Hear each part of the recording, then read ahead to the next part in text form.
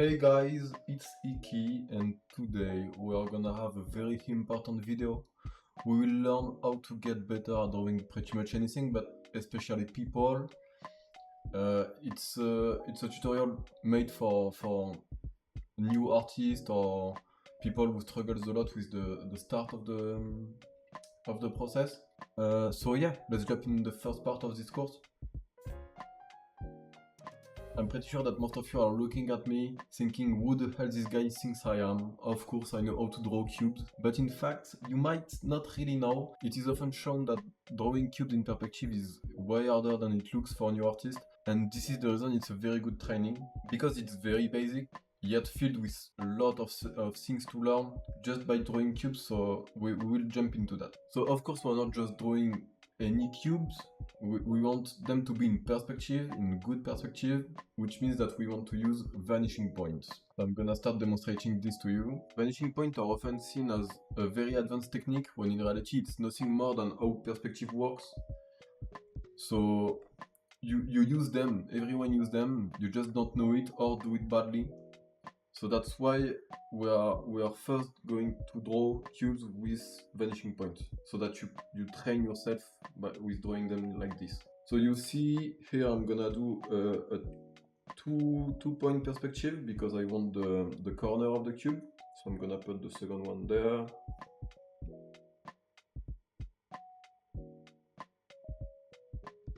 Here there will be the corner of my cube, so I want this line to join it. And you see the perspective here is really easy. I want the cube to be straight but in the corner view.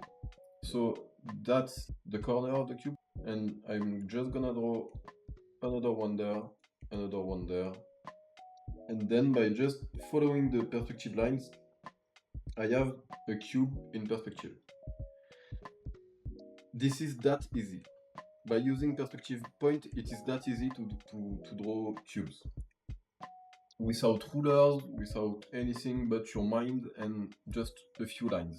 So that's why I'm gonna ask you to draw by using vanishing point at first, and once and only once you're comfortable with it, then you can get rid of the lines and try imagining it without drawing the lines, just with the lines in your mind. You still need the lines, but you don't necessarily need to draw them every time. I will ask you to do that again and again until you are comfortable enough to do like one full page, I would say, one full page of cubes like this, so maybe 10 of them without major mistakes. And once you can do that, then you are able to draw any cubes, I believe. You may ask yourself, how can I know if I make mistakes? There is two ways for that. The first one, the easiest one, come in my Discord server, the link is in the description, and you can ask for feedback at any time. There will be people telling you how to get better. The second one is to use references and check how accurate you are. It's very easy, but still harder than just asking for feedback at experienced people. So I'm gonna draw a few cubes to show you that it is possible to draw a lot of them. And once I'm done, I will get back to you.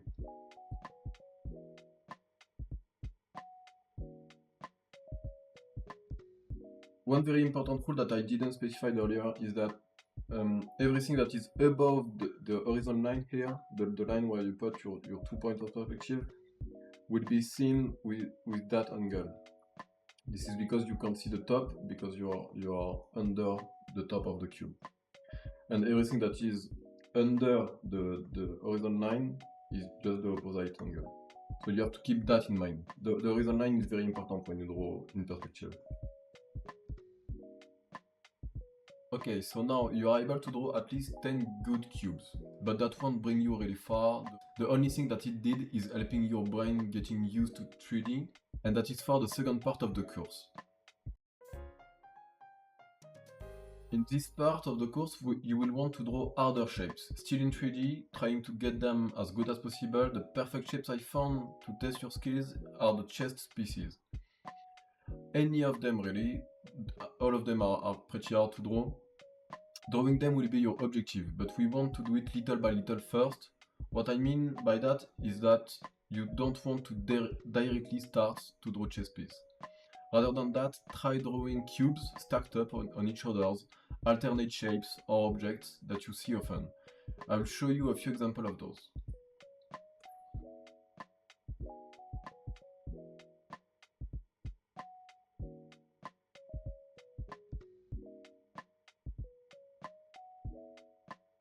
So now I have ensured that I was able to do that. It means I am now able to draw a chess piece. We will first start with a rectangular box that will help us getting the size and perspective right, and then by using a reference, I will carve out the shape, adding more perspective lines when needed. So I will start. Okay, so I'm gonna do a voiceover for this. So as you can see, I'm starting with vanishing points and perspective lines that will help me getting the box for to get the size of the piece right. So I'm just doing a big box that I will then refine. So you will see here I will start carving out the shapes, putting the base. As you can see with the reference, I'm just trying to get the base shape right, just the size and the perspective.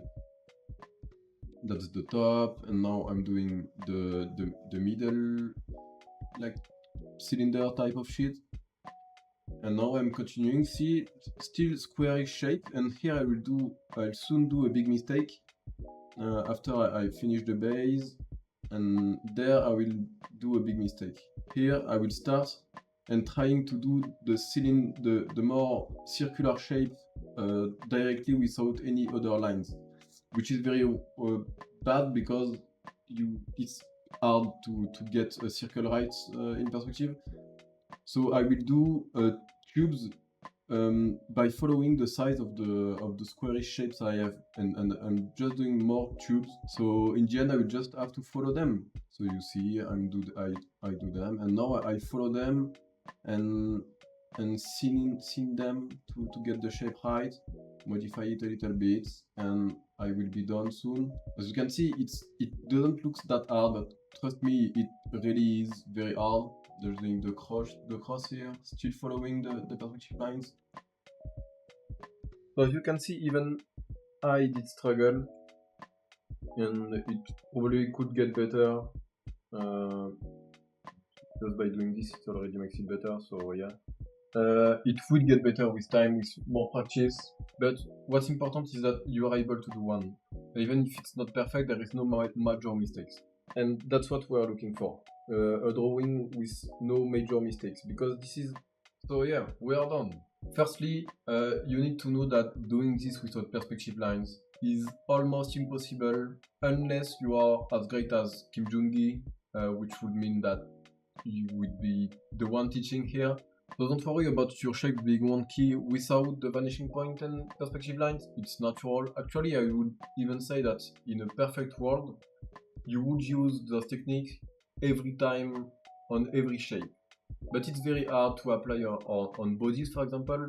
Now that I said that, you probably may ask yourself, then if it's not useful to draw bodies, why the video is called How to Draw Better Bodies? The reason is that even if you don't use the perspective lines and vanishing point on an actual drawing of a person, training it teach your brain to imagine a space in a third dimension, which is not natural at all for many people, actually probably for most people.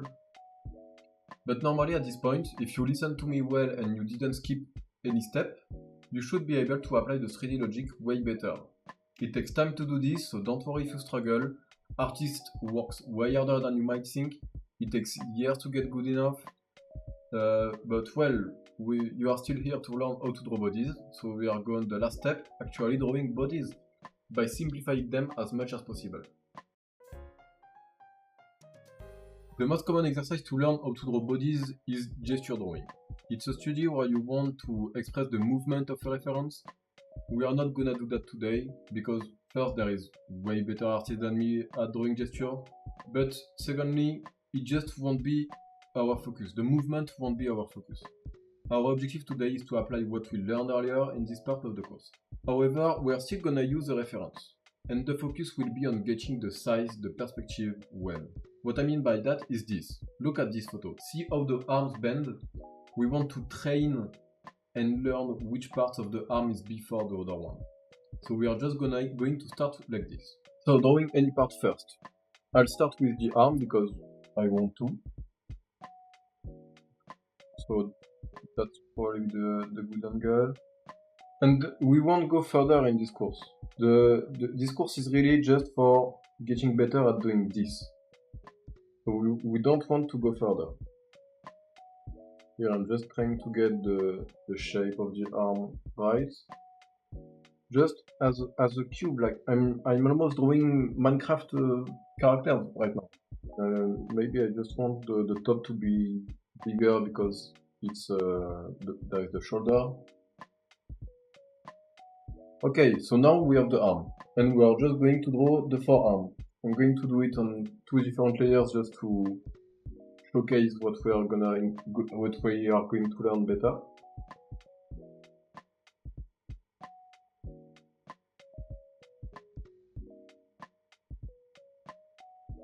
So now I think I have both the arm and the forearm in a pretty good size and shape. And as you can see, it's kind of a mess here. Like we can't even understand what's happening. And the reason of that is because both are at the same perspective, and that never happens, it's not realistic. There is always one before the other one. And that's true for the arms, but for every part of the body, because in Gen, a body is just stacked up shape on each other like we did earlier. So I am going to erase what I want to be in the back. So I'm just going to erase any part. We are here to learn, so I'm just going to erase this part first. As you can see, it looks very wrong, very bad, very ugly. It doesn't even look like a human. I will show why that is later. And we are going to try the opposite, which is erase the back arm. Just the arm, not the forearm. And see, now it looks way better, or at least it looks possible. And that being able to differentiate which part has to be behind the other part is the focus of this course in Gen. This is what we are gonna focus on, because this is what makes a lot of gesture of body drawing really bad. So I will show you why this looks better than this one. We are going to get back on this one, lowering the opacity, and on another calc, I'm gonna draw the arm like in a more realistic manner, but following the lines. So I will draw like there will be the shoulder. So here there will be this for the elbow, and then like this maybe here the arm. Oh my god, that's very ugly, and that's normal. I'm going to try to showcase it by at least doing good lines. So yeah, so that's what the arm would look like. Let me put the end just to... So yeah, that's very bad, and now you can probably see it. That's not possible, at least in this angle. It's not like the ref, it's almost the opposite angle. Like on this one, the hand will be like there, which is not what we want. So we are going to erase this, and instead of following this one, we are going to follow this one. Same thing, we lower the opacity, we draw the shoulder,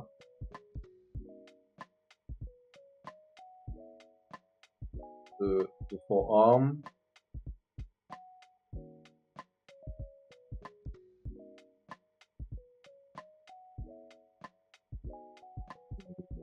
position here,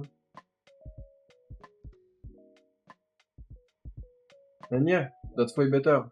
Like this hand is supposed to be here, so it's okay. That looks like a human arm, and this is the focus of this course, really. And so the main difference between both in Gen is just this line. So you see how just one line can make something look very bad. Just this line is enough. Like even if I do this, like what the fuck? So yeah, just changing these lines makes everything better.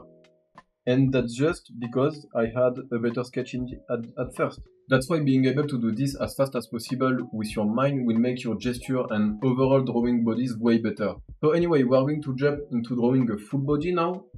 And I don't have much more to say about the perspective because we talked about it with this. But you will see that I will apply every tips I gave here on every part of the body. So I will now focus on telling you about the shapes, because shapes are also very important in drawing bodies. And we are still going to focus in squarish shape for this course. We could simplify it, not simplify it, but make it more human-like on another course later, but right now it's not what is important. I am going to use this reference, it's a pretty common pose, so that's pretty good. And I'm going to start with the torso. Okay, so I just said that I was going to start with the torso, but in reality I'm just gonna do a fast scribble that will help me getting the size right, just the size of the character. This way I'm sure that I won't go overboard or underboard. So the torso. The torso, I just draw a cube, then the hips, same. They are pretty much the same, the hips are just a little smaller. And you see I'm just trying to get the angles right and the size right. Just about shapes, size and perspective. Perspective, we worked on it on the first and second step. And right now you just have to look at the shapes. The legs, the limbs in general are more thin shape. Like the top part of the body is just two shapes, the torso and the hips, that are pretty big, pretty massive, and very squarish shape. So you see, I drew the hand pretty fancy, but you don't have to do it. So yeah, we are done.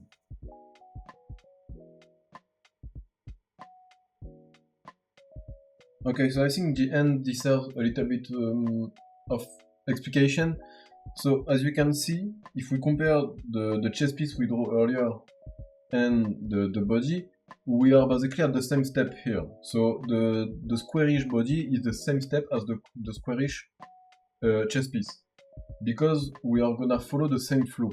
But if you remember well, we started the chest piece at this stage with a square, with a rectangle, which I did not do with the person. That's for one reason, and that's because I'm experienced and I forgot to do it. But I redid it after this to show you how it would look like on the human body. So you would have start with this rectangular shape, and then after this you would have curved it out like we did with this, but with your experience, with the shapes you learn, trying to follow the reference. So in the end you will have this. So you will be at the same step right now. And then after this you want to refine the chest piece. You remember we made it more round using circular shapes, and it gave us this. So we want to do the same to the human body. And it's literally the same step. We want to roundish the squarish shape that we have. To do this, we could use cylinders, but it's not very useful because in the end we have a reference and we have a sketch. So we are just gonna draw on the sketch following the reference, and in the end we will have this. Every tips I gave in part 2, you apply them in part 3. So that's very important to follow the steps one by one, each by each. They are all gonna be useful. So yeah, I think that's pretty much all I could teach you. I hope the video helped. If it didn't, or if you think I explained it something badly, or that it didn't help at all, say it in the comments, and I will either do a video or short, or just answer in the comments if it's easy. So yeah, hope it helped. Bye.